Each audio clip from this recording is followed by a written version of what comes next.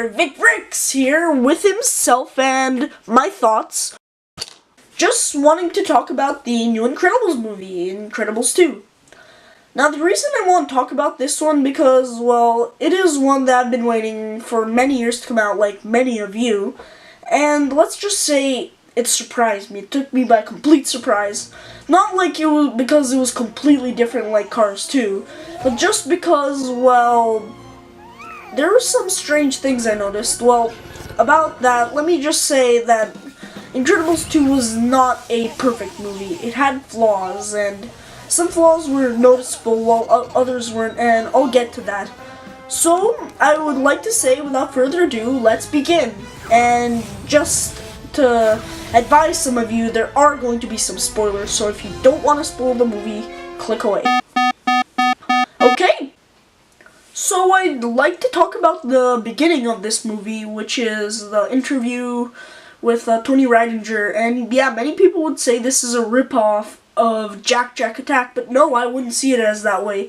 Seeing as that short was released in 2004, this to me serves to bring you right back to where the original left off, and it's also kind of cool since this is the first time we see this in one of the Incredibles movies. So yeah, I wouldn't say this is a bad scene at all. It is actually really good in the context of both of these movies. Now let's begin. So first, I would like to talk about the villain, and the villain being Screenslaver or Evelyn. But yeah, I'm gonna say the villain's motives were really not that good at all. Like, looking back to the original, think about Syndrome. His motives were really good, and they really got me because he wanted to just be in Mr. Incredible's sidekick. That's really simple, but when he was turned down, he noticed something. He noticed that only people who are super are ones that could truly be super. And that really got to him, so he wanted to change the world and make everyone have the same unique abilities, so no one could be original. But then, looking at this villain, the motive is, well, after superheroes are banished, her father dies because she tried to call a super, he wouldn't come, so now she is trying to banish them so that can happen again? What? That makes no sense. Like, looking at it, why would she want to do that? Because that would just make the situation happen again. And also, even if, like, you could replace this with anything, the role. Like, let's say he was trying to call a policeman. The police would never have gotten there in time, so it's just the same as the super. So going back to that, banishing the supers again, that would mean the exact same thing would happen. So, you're talking on the phone, like calling them, no one would answer and someone else could die. So, wouldn't she be just on board with this idea as her brother is, to get supers back in the spotlight? I just don't get that. Why not make it better? Like, let's say she wants to put supers away because they die, like, let's say because of ignorance, where during a super battle, her father got in the way and he was too distracted by his pride and somehow he died. Yeah, that would have made much more sense. Not after they were banished. That's kind of a dumb idea. So, I can't really say that I sided with the villain just like I did with Syndrome. So yeah, the villain was really bad. Not to mention the secret identity of Screenslaver. Ooh, let me just say the idea of Screenslaver was completely wasted on a character like Evelyn, because just looking through the movie, you can't really notice that she was ever really interested in hypnosis through screens. And that idea is so clever. A character that could travel around through a screen, who could be anyone but just being under the control of hypnosis. That is clever.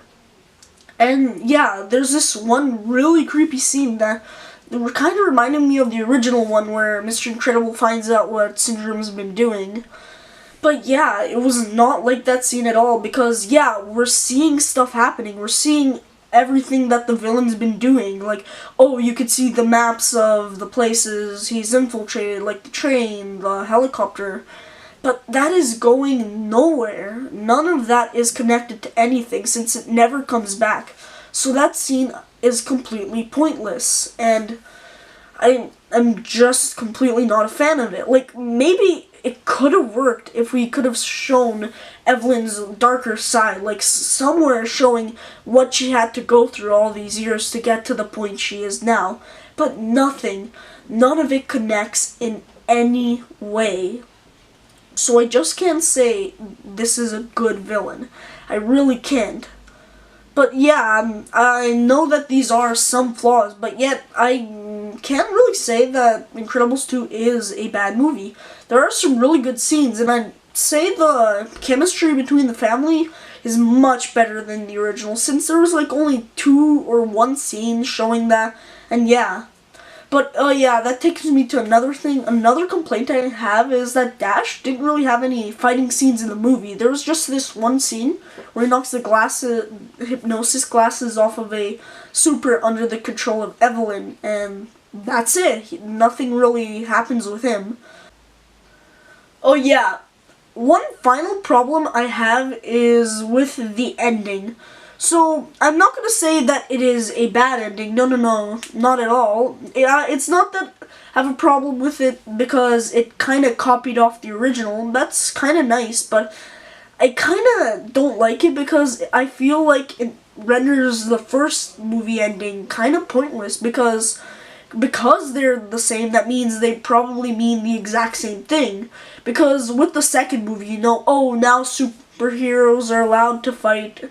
And yeah, it's all good because, oh, they just went through this experience with advocates for superheroes, and oh, now they're allowed to be legal. But then, thinking back to the first movie, that kind of already happened at the end, with the family looking at each other knowing, oh yeah, now we're allowed to fight the bad guys, and it was totally okay. But then, go to the beginning of the second movie, then they're kind of debating, oh, should we be doing this? Is this okay? And then, yeah, so to me it kind of ruins that ending, and I'm not really sure what to think of it. It kind of confuses me. I'm like, what? So, do these two endings mean the exact same thing? And yeah, so I find them, because they're similar, that kind of ruins both of them. Because, well, since the second movie ending ends on, oh, the families look at each other with this certainty. And yeah, like I said, that reminds you already of the first movie, where they already have that certainty. So I feel like the feeling, looking back at the first movie, looking at that scene, it's kind of lost, and I just can't say I agree with it. But, well, going back to me talking about this movie being great, yeah, I love the scenes with Bob staying at home, take care of Jack, because, well, yeah, he's the super, and we want to see how he'd react with his family, because, well, it's a super family. That's not normal. That doesn't really happen, and I really wanted to see what would happen, and they really did some creative things with that, like that fight scene with the raccoon. That was so funny, and yeah, that had me chuckling. So, I can't say I hate this movie. This is a pretty good job. I give it, let's say, maybe 7 or 8 out of 10. But yeah, job well done. Not certainly the best thing, but yeah, as far as sequels go, it's pretty good, and I'd really recommend you go watch it, since there are some good comedy, there's some good family scenes, there's some good action, some really good action, and some really good, well, photography scenes, like, yeah. It's really shot like a live-action movie, and that's something Brad Bird really knows how to do with both of his movies. So, yeah, go watch it, I recommend it, and so yeah, this is Vic Brick signing off, and thank you for watching.